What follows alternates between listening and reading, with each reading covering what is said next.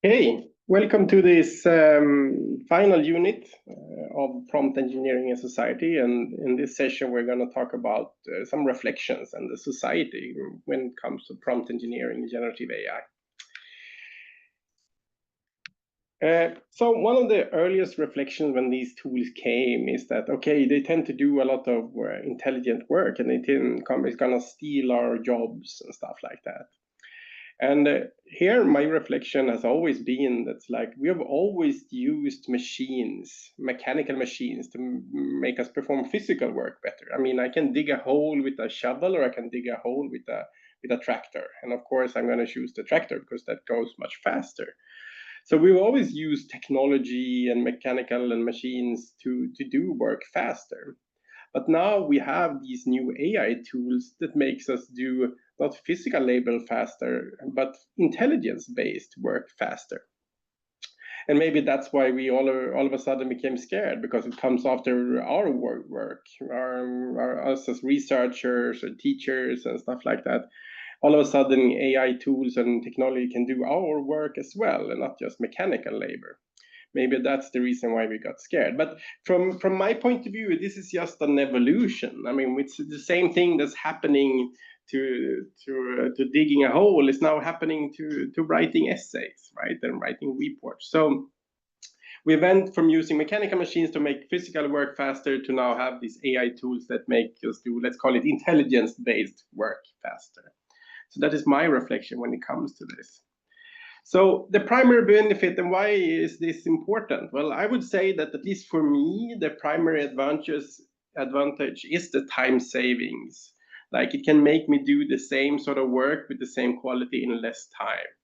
And also what I very often use these tools for is to get started quickly. Like the ability to deliver something okay very fast, and then I can go in and do the quality sort of corrections where I think they are needed to get up to the quality that I require of a certain work. So it really gets me started very quickly, gets up and running very quickly. With that, I think is the primary benefit of these tools. And it's easy access to good tools and a help for when you're working alone. When you don't have your colleague there to discuss things with, then you can use these tools as a almost good as replacement for their colleague to look at your work and to have a discussion with and ask a question to and stuff like that. So that's, I would say, is the primary benefit.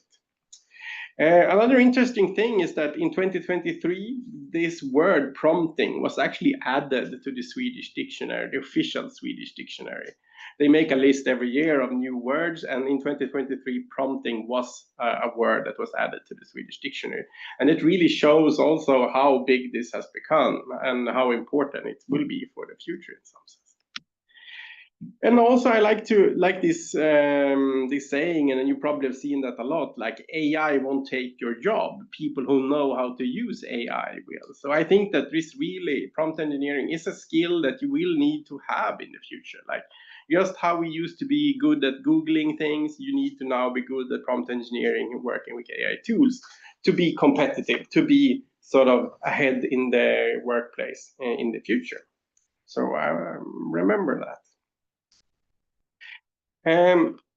There's a lot to talk about copyright, and here, of course, there's a lot of stuff happening and different rules and laws in EU and in America and stuff like that. So, but generally speaking, at least here in Sweden, there is still no real proven practice in this area. It hasn't really been taken all the way to all the instances of court. And like I said, it's also a complicated mix between copyright laws in different countries, and then in American companies and stuff like that. But there are some sort of guidelines that you should be aware of when you're using these tools, at least how I see it. So a directly prompted image, for example, a directly prompted text, that has, from what I understand, at least from the Swedish perspective, no what is called level of originality. Basically, it has no there's no actual sort of work being done to it. So that means it also cannot be copyrighted or protected. So, but then the question comes into play, like if you used an AI tool as part of the process or part of a larger creative process or creating something, then you probably can copyright something that has had an AI tool assisted for creating it. But if you just prompted it straight off, it really has no level of originality to it. It's just a prompted image. So you can't copyright it. But you also have to be aware of that these tools themselves sometimes also set different types of copyright, often depending on the subscription, what license it's set on the results that they create. Some companies, for example, basically say, like, if you use the free version, we own the images or the text or stuff like that. Or maybe they say, like, okay, if you use the free version, everything you will be created will be put to Creative Commons, for example. And then you should be aware of that you can't actually charge money for it and stuff like that. So you should be aware of these things when it comes to copyright. AI in society then, well, basically there's a lot of opportunities when it comes to AI, generative AI in the society. I mean, there's a lot of things to be gained when it comes to efficiency, productivity, helping automating tasks.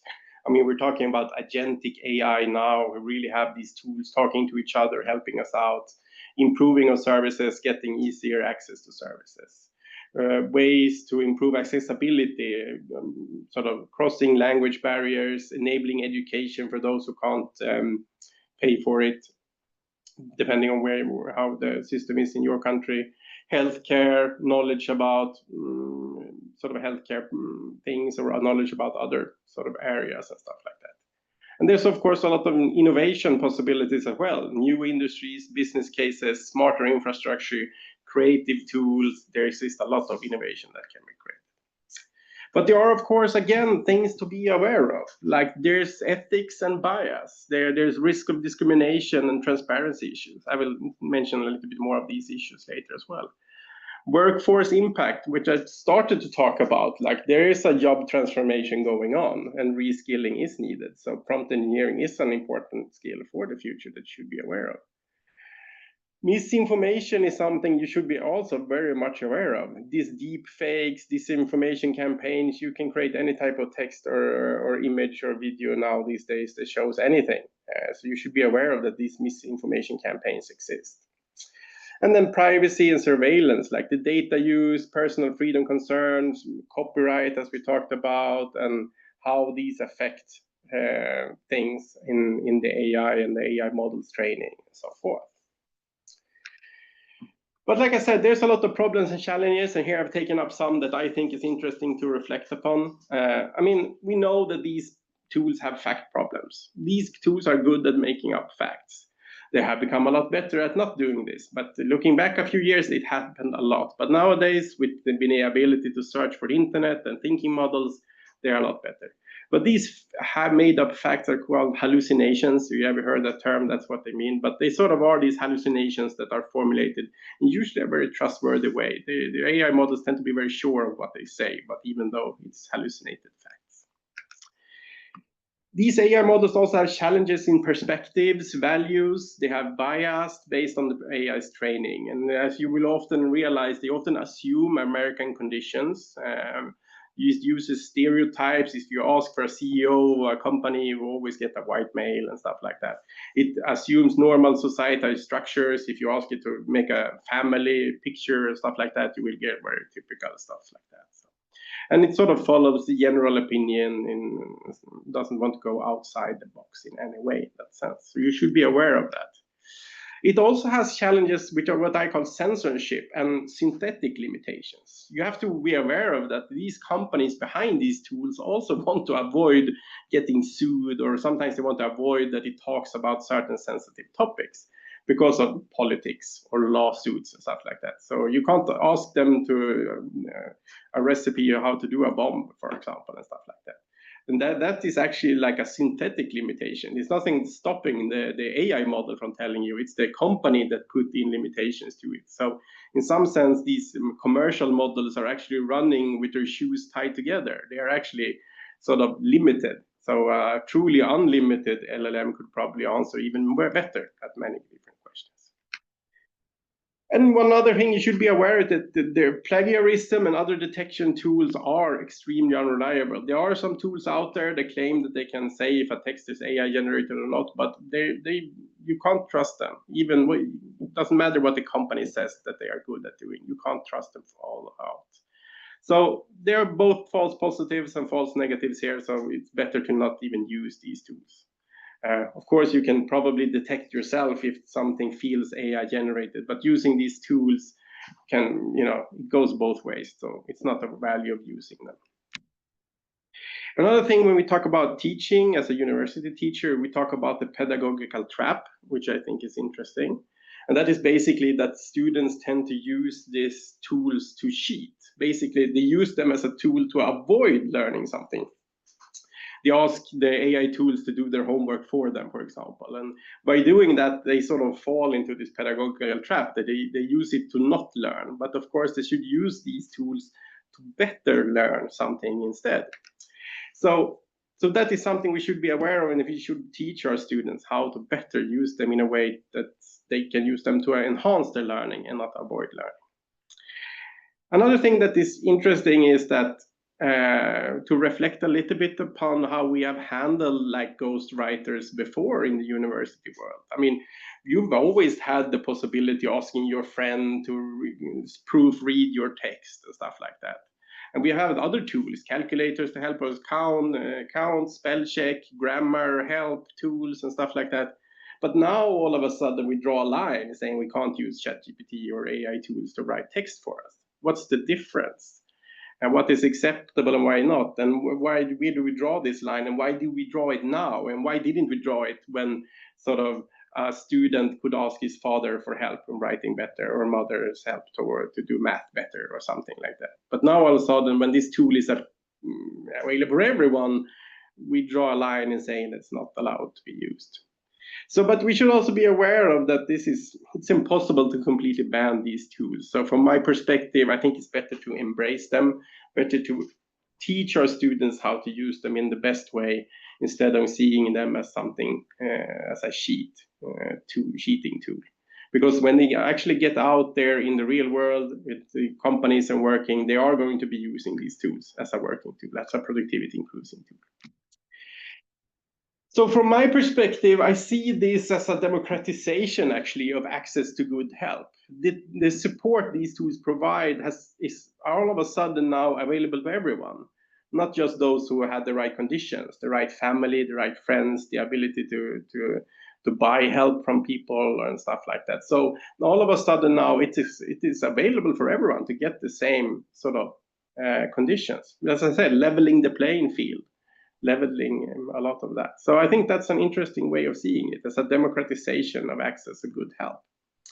And it's also a new type of co-worker, personal assistant, for those who don't have or can't be part of a good working group. Like I said, having this co-worker you can discuss without having an actual co-worker, or having us, sitting at home doing studies, feel a need to be able to discuss a problem with a fellow student, but don't actually have a fellow student right now to talk to. Or maybe you're a student that can't get into campus every day, then this is a good substitute. Or a co-worker that help you with the boring and monotonous tasks, to be able to do these tasks for you and help you out in that way. Another thing that you should be aware of when it comes to these products and the ethics is like, you have to be aware of that if the service is free, you're the product, right? This quote. So think about what you send into these systems. Like if it is personal information, if it is copyrighted information, if it is like company secrets, don't use it in that way. You shouldn't send it into these services, especially if it's a free service. Because if it is this free service, you are the product. That means that they are likely to use this information that you send in to further train on and further be used in their products. So be aware of that, especially if you're a working professional working at a company and stuff like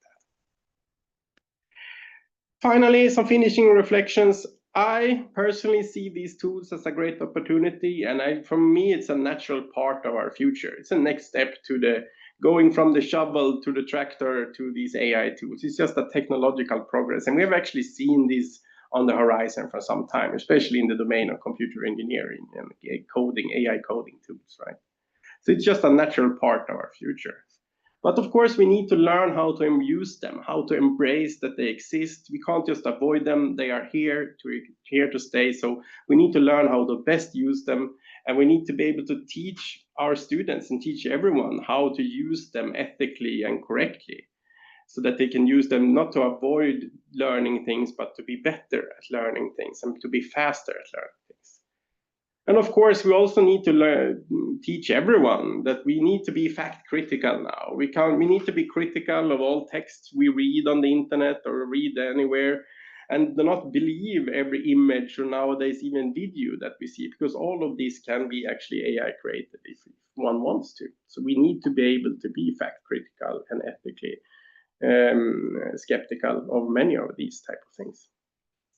So as my final reflection here, from my point of view, I see these as productivity enhancing AI tools instead. So you should probably do that as well, because that is the feeling I have from the industry and stuff like that. That's what they do out when they actually are working out in industry. They see these tools as productivity enhancing AI tools to become faster and better at what we do.